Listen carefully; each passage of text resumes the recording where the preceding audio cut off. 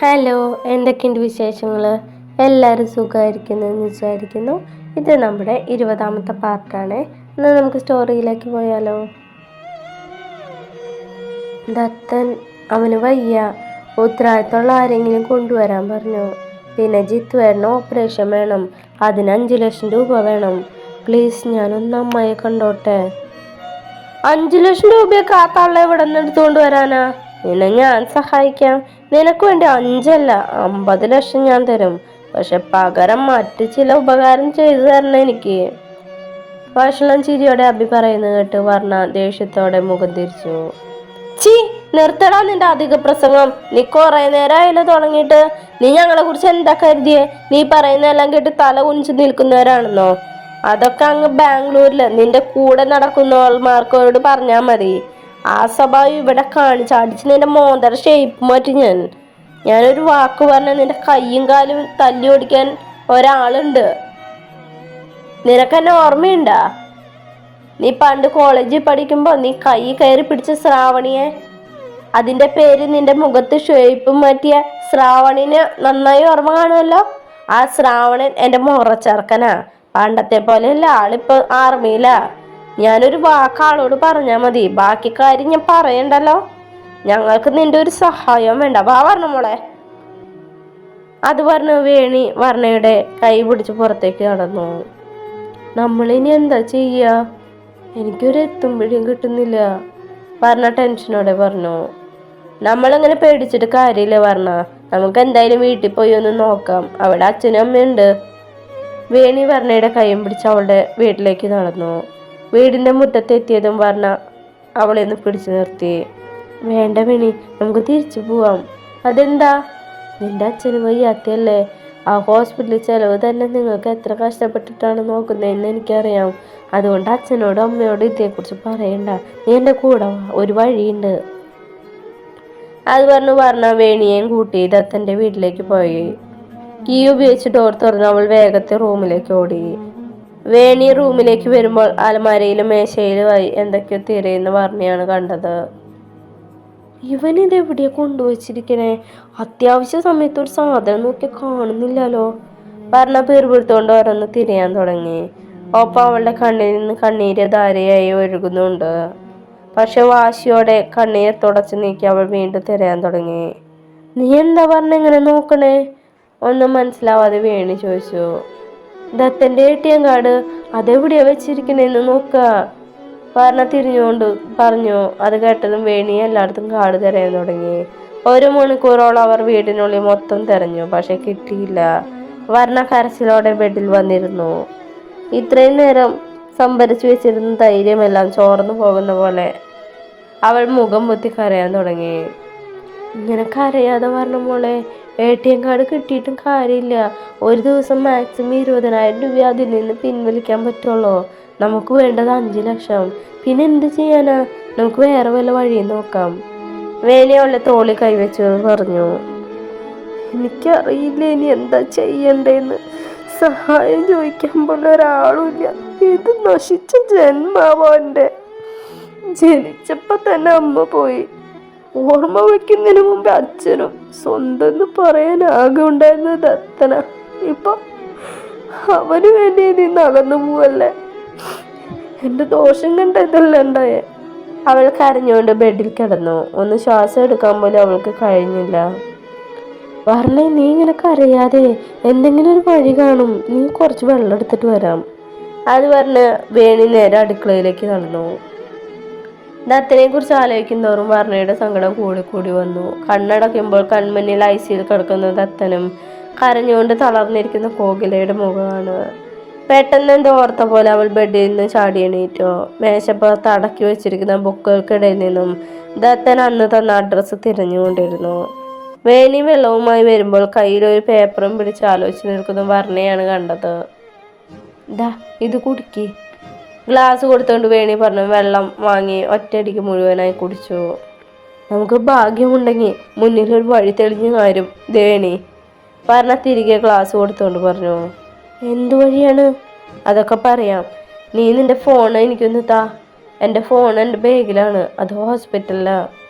വേണിയുടെ phone വാങ്ങിയതും അതിലേക്ക് അനുവിൻ്റെ call വന്ന് ഒരുമിച്ചായിരുന്നു. Call എടുത്തും മറുഭാഗത്തു നിന്ന് എന്തൊക്കെയോ കരച്ചിൽ ഉയർന്നു കേൾക്കുന്നുണ്ട്. അനു, എന്താ പറ്റിയേ? എന്താ കാര്യം? അത് ചോദിക്കുമ്പോൾ വർണ്ണയ്ക്ക് ശബ്ദം പോലും പുറത്തേക്ക് വരുന്നില്ല. കോകില ചേച്ചി ചേച്ചി ഹോസ്പിറ്റൽ ബിൽഡിങ്ങിന് മുകളിൽ നിന്ന് ചാടാൻ ശ്രമിച്ചു. ഞാനൊരു വർഷം കണ്ടില്ലായിരുന്നെങ്കിൽ എനിക്ക് പേടിയാവുന്നു പറഞ്ഞേ. ഒന്ന് വേഗമാ. ഇന്നത്തെ എന്നാണെങ്കിൽ എന്തോ കുഴപ്പമുണ്ടെന്ന് തോന്നുന്നു. ഡോക്ടർമാർ അങ്ങോട്ടും ഇങ്ങോട്ടും ഇടയ്ക്കിടയ്ക്ക് പോകുന്നുണ്ട്. എനിക്ക് 2-3 വട്ടം ഉത്തരവാദിത്തപ്പെട്ട ആരും വരുന്നില്ലേന്ന് ചോദിച്ചു. എനിക്ക് കയ്യും കാലും മറിച്ചിട്ട് വയ്യ. ഒന്ന് വേഗം വാ. വർണ്ണയ്ക്ക് അതിനുള്ള മറുപടി പോലും കൊടുക്കാൻ കഴിഞ്ഞില്ല. നീ പേടിക്കാതെ അനു, ഞങ്ങളിപ്പോൾ വരാം. വേണി അവളെ സമാധാനിപ്പിച്ചു. വർണ്ണ വേഗം വാ, നമുക്ക് എത്രയും പെട്ടെന്ന് ഹോസ്പിറ്റലിൽ എത്തണം. വേണി തിടുക്കപ്പെട്ടുകൊണ്ട് പറഞ്ഞു. വേഗം, അതിനു മുമ്പൊരു അവസാന വഴിയോടെയുണ്ട്. അത് പറഞ്ഞ് വേണിയുടെ കയ്യിൽ നിന്നും ഫോൺ വാങ്ങി പറഞ്ഞ പേപ്പറിലുള്ള നമ്പറിലേക്ക് ഡയൽ ചെയ്തു. ആദ്യത്തെ റിങ്ങിൽ തന്നെ കോൾ അറ്റൻഡായി. ഹലോ. മറുഭാഗത്തു നിന്നും ഗാംഭീര്യമുള്ള ഒരു ശബ്ദം ഉയർന്നു കേട്ടു. ഹലോ, ഇത് മുകുന്ദൻ സാറാണോ? അവൾ വിറയ്ക്കുന്ന ശബ്ദത്തോടെ ചോദിച്ചു. അതെ, ഇതാരാണ്? ദത്തന് അവന് വയ്യ, ഹോസ്പിറ്റലിലാണ്, സീരിയസ് എന്ന ഡോക്ടർ പറഞ്ഞ് ഉത്തരവാദിത്തപ്പെട്ട ആരെങ്കിലും കൊണ്ടുവരാൻ പറഞ്ഞു. ഒന്ന് വരുമോ? അവൾ തേങ്ങലോടെ ചോദിച്ചു. ഏത് ഹോസ്പിറ്റല്? മറുഭാഗത്തു നിന്ന് ചോദിച്ചു. ഇവിടെ തൃശ്ശൂർ സിറ്റി ഹോസ്പിറ്റലിലാണ്. ശരി, ഞാൻ ഉടനെ എത്താം. അത് പറഞ്ഞു പറഞ്ഞ ഒരു ആശ്വാസത്തോടെ കോള് കട്ട് ചെയ്തു. ആരാത്? വേണി ചോദിച്ചു. അറിയില്ല, ദത്തൻ പണ്ട് എനിക്ക് തന്നൊരു നമ്പറാണ്. എനിക്ക് എന്തെങ്കിലും ആവശ്യമുണ്ടെങ്കിൽ ദത്തൻ കൂടെ ഇല്ലാത്ത സമയമാണെങ്കിൽ ഈ നമ്പറിലേക്ക് വിളിക്കാൻ പറഞ്ഞു. ശരി വാ, നമുക്ക് വേഗം ഹോസ്പിറ്റലിലേക്ക് പോവാം. അവിടെ അനു ആകെ പേടിച്ചിരിക്കുക. അവർ ഹോസ്പിറ്റലിലേക്ക് എത്തിയതും ജിത്തുവിൻ്റെ മുറിക്ക് മുന്നിൽ വല്ലാത്തൊരു ബഹളമായിരുന്നു. കരഞ്ഞു നിലവിളിക്കുന്ന കോകിലയും അവളെ പിടിച്ചു നിർത്താൻ ശ്രമിക്കുന്ന അനുവും. പേടിച്ചിട്ടാണെന്ന് തോന്നുന്നു അനു നന്നായി കരയുന്നുണ്ട്. വർണ്ണയും വേണിയും വേഗം അവരുടെ അരികിലേക്ക് ഓടിയെത്തി. ചേച്ചി. വേണി കോകിലെ ഇരു കൈകൾ കൊണ്ട് ചുറ്റിപ്പിടിച്ചു. ജിത്തു എന്നെ വിട്ടു പോകും. എനിക്കത് സഹിക്കാൻ പറ്റില്ല. അതിനു മുമ്പ് എനിക്ക് പോകണം. അവൾ വേണിയുടെ കയ്യിൽ നിന്ന് കുതറിക്കൊണ്ട് പറഞ്ഞു. ചേച്ചി നിർത്ത്, ഞങ്ങൾ ആകെ പ്രാന്ത് പിടിച്ചിരിക്കുക. അതിനിടെ ചേച്ചി കൂടെ എങ്ങനെയായ ഞാൻ എങ്ങനെ പ്രതികരിക്കുന്ന എനിക്ക് തന്നെ അറിയില്ല. ജിത്തു ചേട്ടനൊന്നും സംഭവിക്കില്ല, അത് ഞാൻ തരുന്നു ഉറപ്പാ. വർണ്ണ കോകിലെ നോക്കി ഉറക്കെ അലറിക്കൊണ്ട് പറഞ്ഞു. ശേഷം നിറഞ്ഞൊഴുകിയ കണ്ണുകൾ തുടച്ചുകൊണ്ട് അവൾ ദത്തം കിടക്കുന്ന ഐസിയുലേക്ക് മുന്നിലെ ചെയറിലായിരുന്നു. ആകെ വല്ലാത്തൊരവസ്ഥയിലായിരുന്നു വർണ്ണ. കുറച്ചു മുമ്പ് വിളിച്ച ആൾ സഹായിക്കാനായി എത്തും എന്നുള്ള ഒരു പ്രതീക്ഷ മാത്രമാണ് അവളുടെ മനസ്സിലാകെ ഉണ്ടായിരുന്നത്. കണ്ണടച്ച് അവൾ ചുമരി ചാരിയിരുന്നു. കുറച്ചു കഴിഞ്ഞും തൊട്ടടുത്തായി ആരോ വന്നിരുന്നു. സോറി, ഞാൻ പെട്ടെന്ന് സങ്കടം കണ്ട് സഹിക്കാനാവാതെ ചെയ്തു പോയത്. എൻ്റെ ജിത്തു ചേട്ടനൊന്നുമില്ല. എനിക്കറിയാം, എന്നെ ഒറ്റയ്ക്കാക്കിയിട്ട് ചേട്ടന് എവിടെയും പോകാൻ കഴിയില്ല. കോകില വർണ്ണയുടെ തോളിൽ കൈവച്ചുകൊണ്ട് പറഞ്ഞു. വർണ്ണ കോകിലെ കെട്ടിപ്പിടിച്ച് അലറി കരഞ്ഞു. മനസ്സിലുള്ള സങ്കടങ്ങളെല്ലാം കണ്ണീരാൽ അവർ ഒഴുക്കിവിട്ടു. അവർക്കൊരാശ്രയം എന്നോണം താങ്ങും തണ്ണലുമായി അനുവേണി കൂടെ തന്നെ ഉണ്ടായിരുന്നു. 1/2 മണിക്കൂർ കഴിഞ്ഞതും ഒരു ബ്ലൂ കളർ ഷർട്ടും വെള്ള മുണ്ടും ഉടുത്ത ഒരാൾ ഐസിയുവിന് മുന്നിലേക്ക് വന്നു. കാണുമ്പോൾ തന്നെ പ്രതാപം തോന്നിക്കുന്ന ഒരു മധ്യവയസ്കൻ. ഐസിയുവിൻ്റെ മുന്നിലായിരിക്കുന്ന 4 പെൺകുട്ടികളെ ഒന്ന് നോക്കിയ ശേഷം അയാൾ ഡോക്ടറുടെ ക്യാബിനിലേക്ക് നടന്നു. പിന്നീട് എല്ലാം പെട്ടെന്നായിരുന്നു. ജിത്തുവിൻ്റെ ഓപ്പറേഷൻ കഴിഞ്ഞു. ദത്തന് കൂടുതൽ ചികിത്സ നൽകാൻ തുടങ്ങി. ഒപ്പം മറ്റു കൂട്ടുകാർക്കും. സീരിയസ് അല്ലെങ്കിലും മറ്റുള്ളവർക്ക് അത്യാവശ്യം നല്ല രീതിയിൽ തന്നെ മുറിവേറ്റിട്ടുണ്ട്. 2 ദിവസം മാറ്റങ്ങളൊന്നുമില്ലാതെ അങ്ങനെ തന്നെ കടന്നുപോയി. അനുവും വേണിയും അവരുടെ കൂടെ തന്നെ ഉണ്ടായിരുന്നു. ഭക്ഷണം പോലും കഴിക്കാതെ അവർ 4 പേരും 2 ദിവസം ഐസിയുവിൻ്റെ മുന്നിൽ തന്നെ കഴിച്ചു കൂട്ടി. 2ാമത്തെ ദിവസം ഉച്ചതിരിഞ്ഞ് വർണ്ണയ്ക്ക് പരിചയമില്ലാത്ത ആരൊക്കെയോ ദത്തനെ കാണാനായി ഐസിയുവിൻ്റെ മുന്നിൽ വന്നിരുന്നു. അവരെ കണ്ടപ്പോൾ തന്നെ ദത്തൻ്റെ ബന്ധുക്കളാണെന്ന് വർണ്ണയ്ക്ക് മനസ്സിലായി. കാണുമ്പോൾ തന്നെ അറിയാം നല്ല പണവും പ്രതാപവും ഉള്ള കുടുംബക്കാരാണെന്ന്. ഈ കാര്യം ഞാൻ എൻ്റെ പാറുമോളെ അറിയിച്ചിട്ടില്ല. അവളെങ്ങാനും അറിഞ്ഞ ചങ്കുപൊട്ടി ഇവിടെ ഓടിയെത്തും. ദത്തനെന്ന് പറഞ്ഞ അവൾക്ക് ജീവനാ. ഐസിയുവിൻ്റെ മുന്നിൽ നിൽക്കുന്ന 40-45 വയസ്സ് തോന്നിക്കുന്ന ഒരു സ്ത്രീ മറ്റൊരു സ്ത്രീയോടായി പറയുന്നത് കേട്ട് വേണിയുടെ തോളിൽ തല ചായച്ചു വെച്ചിരിക്കുന്ന വർണ്ണമൊന്ന് തല ഉയർത്തി നോക്കി. പാറു, ദത്തൻ എന്ന് വെച്ചാൽ അവൾക്ക് ജീവനാ. ഒരു നിമിഷം വർണ്ണയുടെ മനസ്സിൽ വല്ലാത്തൊരസ്വസ്ഥത നിറഞ്ഞു വന്നു.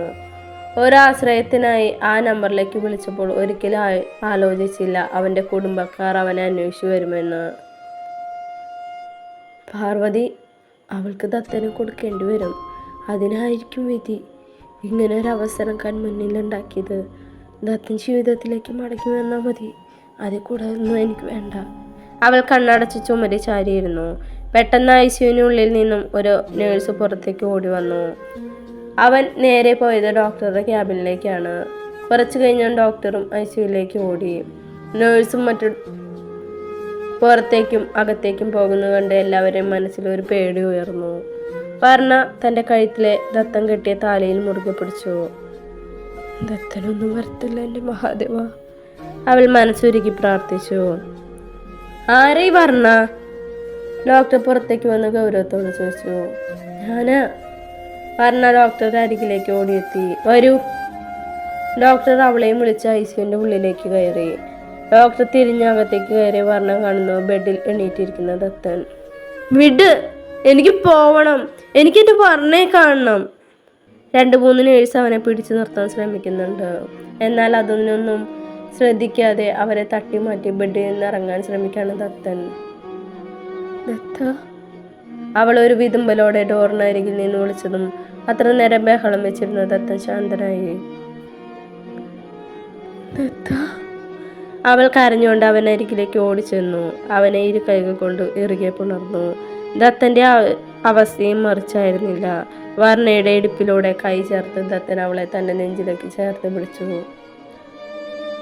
എന്താ ദത്ത ഞാൻ വിളിച്ചിട്ട് നീ എണീക്കാൻ? ഞാൻ എത്ര പേടിച്ചു എന്നറിയോ? നീ ഇല്ലാതെ എനിക്ക് പറ്റില്ലെന്ന് നിനക്കറിയാലോ. എന്നെ എവിടെ വിട്ട് പോവല്ലടാ. ഞാനിനി നിന്നോട് വഴക്ക് കൂടില്ല, പിണങ്ങില്ല. എന്നെ വിട്ട് പോവല്ല ദത്ത, എൻ്റെ നെഞ്ച് പൊട്ടിപ്പോവും. അവൾ അവൻ്റെ നെഞ്ചിൽ തലവെച്ച് പൊട്ടിക്കരഞ്ഞു. നേഴ്സ് അവളെ പിടിച്ചു മാറ്റാൻ നിന്നുവെങ്കിലും ദത്തൻ അവളെ വിടില്ല എന്ന മട്ടിൽ അവളെ ചുറ്റിപ്പിടിച്ച് കരഞ്ഞിരുന്നു. തലവേദനയുണ്ടോ ദത്ത? അവളെ നീറ്റ് അവൻ്റെ മുഖം കയ്യിലെടുത്തുകൊണ്ട് ചോദിച്ചു. അവൻ ഇല്ല എന്ന രീതിയിൽ തലയാട്ടി. വേദന വേഗം മാറൂട്ടോ, അത് പറഞ്ഞ് അവൾ അവൻ്റെ നെറുകിൽ മുത്തമിട്ടു. ദത്തൻ കണ്ണുകൾ അടച്ചത് സ്വീകരിച്ചു. ദത്തിന് ബോധം തെളിഞ്ഞു. കാണേണ്ടവർ കയറി കണ്ടോളൂ, അധികം സംസാരിപ്പിക്കരുത്. ഡോക്ടർ ഡോർ തുറന്ന് പുറത്തുള്ളവരോടായി പറഞ്ഞതും വർണ്ണ വേഗം ദത്തനെ അകന്നു മറിയുന്നു. ഡോക്ടർ പുറത്തേക്ക് പോയതും പുറത്തു നിന്ന് 5-6 പേർ അകത്തേക്ക് വന്നു. എന്നാൽ ദത്തൻ്റെ കണ്ണുകൾ ഉടക്കിയത് അകത്തേക്ക് കയറണോ വേണ്ടോ എന്ന രീതിയിൽ നിൽക്കുന്ന അനുവിലും വേണിയിലും ആയിരുന്നു. പേടിച്ചിട്ടാണ് രണ്ടിൻ്റെയും നിൽപ്പ് എന്ന് മനസ്സിലായതും ദത്തൻ്റെ ചുണ്ടിലും ഒരു പുഞ്ചിരി തെളിഞ്ഞു. അനു, വേണി, മോളെ. ദത്തൻ അവരെ നോക്കി വിളിച്ചതും മുന്നിലുള്ളവരെല്ലാം തട്ടിമാറ്റി അവൻ്റെ അരികിലേക്ക് ഓടി വന്നു. ദത്തേട്ടാ, കരഞ്ഞുകൊണ്ട് 2 പേരും ദത്തനെ വന്ന് കെട്ടിപ്പിടിച്ചു. അയ്യേ, ഏട്ടൻ്റെ കുട്ടികൾ കരയാണോ? നാണക്കേട്. ദത്തൻ ഇരുവരെയും തലയിൽ തലോടി.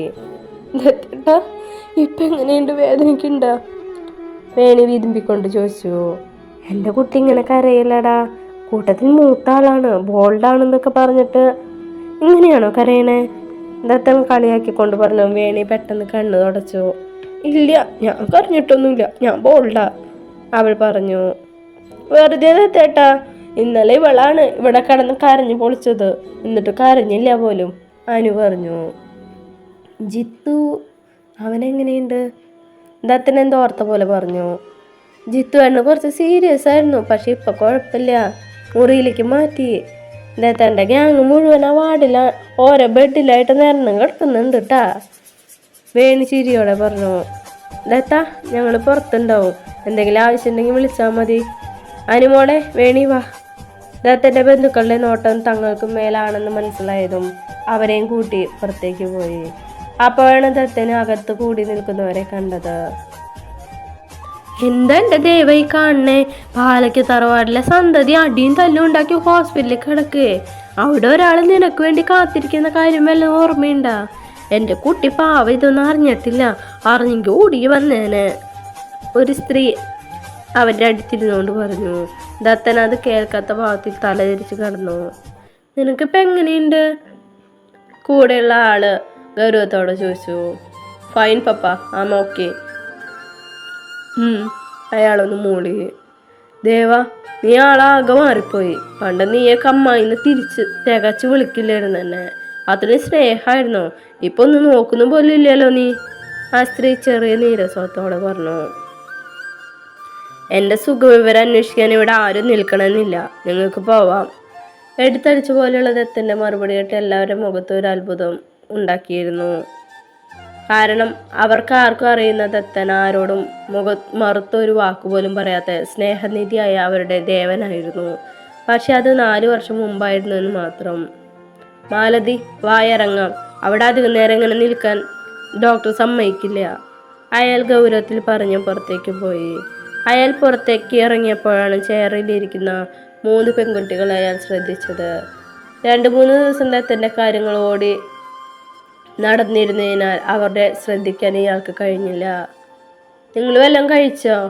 അയാൾ അവരെ നോക്കി ചോദിച്ചു. 3 അന്തം വിട്ട പോലെയിരുന്നു. ഞാൻ മുകുന്ദൻ, ദേവൻ്റെ പപ്പയാണ്. മറുപടിയായി 3 പേരും ഒന്ന് പുഞ്ചിരിച്ചു. നിങ്ങൾ ദേവൻ്റെ ആരാ? നിങ്ങളുടെ പേരെന്താ? അയാൾ ചോദിച്ചു. ഞാൻ അനുരാധ, അനു എന്ന് വിളിക്കും. ഞാൻ ദത്തേൻ്റെ പെങ്ങളാ. ദത്തൻ്റെ അച്ഛനാണെന്ന് അറിഞ്ഞിട്ട് അനു അഭിമാനത്തോടെ പറഞ്ഞു. ഞാൻ വേണിന്ന് വിളിക്കും. ഞാനും ദത്തേൻ്റെ പെങ്ങളാ. ഈ കൂട്ടത്തിലെ ഏറ്റവും വലുത് ഞാനാ. അവൾ എന്തോ വലിയ കാര്യം പറയണ പോലെ പറഞ്ഞു. വെറുതെ 1 മാസത്തിന് എന്നെക്കാൾ വലുത്, അതിനാണ് ഇത്രയും ചാട. കാണുന്ന ലുക്ക് മാത്രമേ ഉള്ളൂ, തലയ്ക്കകത്ത് പ്രത്യേകിച്ചൊന്നുമില്ല. അനു പറഞ്ഞതും അയാളൊന്ന് ചിരിച്ചുകൊണ്ട് പറഞ്ഞേ നോക്കി. ഞാൻ ദത്തൻ്റെ മുകുന്ദേട്ടാ, ഒന്ന് വേഗം വാ, ഇപ്പം ഇറങ്ങിയാലേ രാത്രി ആകുമ്പോഴേക്കും തറവാട്ടിലെത്തൂ. മാലതി അയാളെ നോക്കി പറഞ്ഞതും വർണ്ണ പറഞ്ഞു വന്ന കാര്യം പാതിയായി നിർത്തി. എന്നാൽ ഞങ്ങൾ ഇറങ്ങുക, എന്തെങ്കിലും അത്യാവശ്യം ഉണ്ടെങ്കിൽ വിളിക്കണം. ഞാൻ ഇവരെ വീട്ടിലാക്കിയിട്ട് നാളെ രാവിലെ വരാം. അത് പറഞ്ഞ അയാൾ പുറത്തേക്ക് പോയി. എടി, അത് നിന്റെ അമ്മായിച്ചനാണെടി. അയാൾ പോയി നോക്കി വേണി കളിയാക്കി പറഞ്ഞു. ദത്തന് ബോധം വന്നതുകൊണ്ട് അനുവിനെയും വേണിയും വർണ്ണ നിർബന്ധിച്ച് വീട്ടിലേക്ക് അയച്ചു. ജീത്തുവിൻ്റെ ഗുരുതരാവസ്ഥ മാറിയതുകൊണ്ട് അവനെ വാർഡിലേക്ക് മാറ്റി. ദത്തൻ ഒഴിച്ച് ബാക്കി എല്ലാവരും ഇപ്പോൾ വാർഡിലാണ്. രാത്രി നേഴ്സ് ദത്തനുള്ള ഭക്ഷണം കൊടുത്ത് പുറത്തേക്ക് ഇറങ്ങി. ഇനി ഞാൻ നാളെ രാവിലെ വരൂ, എന്തെങ്കിലും ആവശ്യമുണ്ടെങ്കിൽ വിളിച്ചാൽ മതി. അവർ അത് പറഞ്ഞു പോയതും വർണ്ണ ചുറ്റുമൊന്ന് നോക്കി. തന്നെ ആരും ശ്രദ്ധിക്കുന്നില്ല എന്ന് ഉറപ്പുവരുത്തി അവൾ പമ്മി ഐസിയുനുള്ളിൽ കയറി. ദത്തൻ മുഖത്തിന് കുറുകെ കൈവച്ച് കിടക്കുകയാണ്. വർണ്ണ പതിയെ ശബ്ദമുണ്ടാക്കാതെ ഡോർ ലോക്ക് ചെയ്ത് അവൻ്റെ അടുത്തേക്ക് വന്നു. അവൾ മുഖത്തായി വെച്ചിരിക്കുന്ന അവൻ്റെ കൈകളെടുത്ത് മാറ്റി നെറ്റിയിൽ ഉമ്മ വെച്ചു, ഒപ്പം കവളിലും. ശേഷം കൈ തിരിച്ച് അതേപോലെ വെച്ച് തിരിച്ചു നടന്നു. ദത്തൻ്റെ വിളി വന്നിരുന്നു. പോവാണോ? അവൻ കണ്ണടച്ച് കിടന്നുകൊണ്ട് തന്നെ ചോദിച്ചു. അല്ല. അവൾ ദത്തൻ്റെ കിടക്കുന്ന ബെഡിൻ്റെ സൈഡിലായി വന്നിരുന്നു. ദത്തൻ ബെഡിൻ്റെ ഒരു സൈഡിലേക്ക് നീങ്ങിക്കിടന്ന് കൈകൾ വിടർത്തി വർണ്ണയെ വിളിച്ചു. അവളൊരു തേങ്ങലോടെ ദത്തൻ്റെ നെഞ്ചിലേക്ക് തല വെച്ച് കിടന്നു. ഇവിടെ കിടന്ന് പട്ടി മോങ്ങണ പോലെ മോങ്ങിയെ എടുത്ത് വെളിയിലിടിഞ്ഞ് ദത്തൻ ഗൗരവത്തിൽ പറഞ്ഞതും വർണ്ണ ഉയർന്നു വന്ന തേങ്ങൽ അടക്കി പിടിക്കാൻ ശ്രമിച്ചു. പക്ഷെ കഴിയുന്നില്ല. എനിക്കൊരു കുഴപ്പമില്ല കുഞ്ഞെ, നീ ഇങ്ങനെ കരയാതെ പെണ്ണെ. കരഞ്ഞു വല്ല അസുഖം വരുത്തി വയ്ക്കും. ദത്തൻ അവളുടെ കണ്ണുകൾ തുടച്ചു കൊടുത്തു. ദത്ത എന്താടി? ആരാ ദേവൂട്ടി? അവൾ ചോദിച്ചു കേട്ട് ദത്തൻ ഒന്ന് ഞെട്ടി. ദേവൂട്ടിയോ? അതാരാ? അതല്ലേ ഞാനും ചോദിച്ചേ. ആവോ, എനിക്കറിയില്ല. ഇന്നലെ നീ അബോധാവസ്ഥയിൽ ദേവൂട്ടിന്ന് പേര് പറഞ്ഞിരുന്നു. അതാരാന്ന് ഡോക്ടർ ചോദിച്ചിരുന്നു. ആണോ? ദത്തൻ വിശ്വാസം വരാതെ ചോദിച്ചു. അതെ, എനിക്ക് ഓർമ്മയില്ല. അവരൊക്കെ നീയാണോ വിളിച്ചു വരുത്തിയ? ദത്തൻ വിഷയം മാറ്റാനായി ചോദിച്ചു. ആരെ? എൻ്റെ വീട്ടുകാരെ. നീ അന്ന് തന്ന നമ്പറിലേക്ക് വിളിച്ചേ. എന്താ ചെയ്യണ്ടേന്ന് എനിക്കറിയില്ലായിരുന്നു, അതാ ഞാൻ വിളിച്ചേ. നീ വല്ലതും കഴിച്ചോ? കഴിച്ചു. പിന്നീട് കുറച്ചു നേരം അവർക്കിടയിൽ ഒരു മൗനം നിലനിന്നിരുന്നു. ദത്തൻ എൻ്റെ നെഞ്ചിൽ തല വെച്ച് കിടക്കുന്ന വർണ്ണയെ ഒന്നുകൂടെ തൻ്റെ നെഞ്ചിലേക്ക് ചേർത്ത് പിടിച്ചു. ദത്ത, എന്താടി, നിനക്കിപ്പം എന്നെ ഇഷ്ടമാണോ? അവൾ പ്രതീക്ഷയോട് ചോദിച്ചു. അല്ല.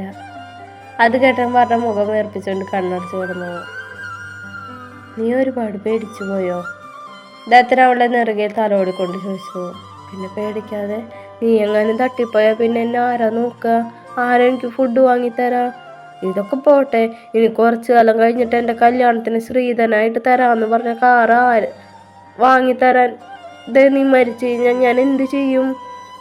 വർണ്ണ അവനെ നോക്കി മുഖം വീർപ്പിച്ച് പറഞ്ഞു. ദത്തൻ ചിരിച്ചു. അത് കണ്ട് വർണ്ണയ്ക്കും ചിരി വന്നു. അല്ല, അനുവും വേണി എവിടെ? ദത്തൻ പെട്ടെന്ന് ഓർത്തുകൊണ്ട് ചോദിച്ചു. അതിൽ ഒരേട്ടൻ്റെ സ്നേഹവും കരുതലും നിറഞ്ഞു നിന്നിരുന്നു. അവരെ ഞാൻ വീട്ടിലേക്ക് പറഞ്ഞയച്ചു. 2-3 ദിവസമായാലും ഇവിടെ. എങ്ങനെ, നിനക്കും പോവായിരുന്നില്ലേ? നിന്നെ വിട്ടിട്ട് എനിക്ക് എവിടേക്കും പോവണ്ട. നിനക്കെന്നെ വേണ്ടെങ്കിലും എനിക്ക് നിന്നെ വേണമല്ലോ. അവൾ അവനെ നോക്കി പറഞ്ഞതും ദത്തൻ കേൾക്കാത്ത ഭാവത്തിൽ കിടന്നു. എന്നാലും അവൻ ചുണ്ടിൽ ഒളിപ്പിച്ചു വെച്ച ചിരി അവൾ മനസ്സിലാക്കിയിരുന്നു. ദത്ത, ഞാനൊരു ഉമ്മ തരട്ടെ? അത് പറഞ്ഞു വർണ്ണ ഒരു ഉമ്മ കൊടുക്കലും കഴിഞ്ഞിരുന്നു. അപ്പോൾ ഇന്നത്തെ പാർട്ട് കഴിഞ്ഞു. ഇന്നത്തെ പാർട്ട് നല്ലതായിരുന്നു. എല്ലാവരും പറയണേ ഇനി ഒരു സംഭവമാണല്ലേ. നിങ്ങൾ എന്തൊക്കെയാണ് പറഞ്ഞേ? ദത്തൻ്റെ ഓർമ്മ പോവും, വർണ്ണയെ മറക്കും. എന്നിട്ടിപ്പോൾ എങ്ങനെയുണ്ട്? ബോധമില്ലാതെ കിടക്കുമ്പോൾ പോലും ദത്തൻ്റെ മനസ്സിൽ വർണ്ണ മാത്രമേ ഉള്ളൂ. മനസ്സിലായോ? അപ്പം ശരി കേട്ടോ. ബൈ. Thank you.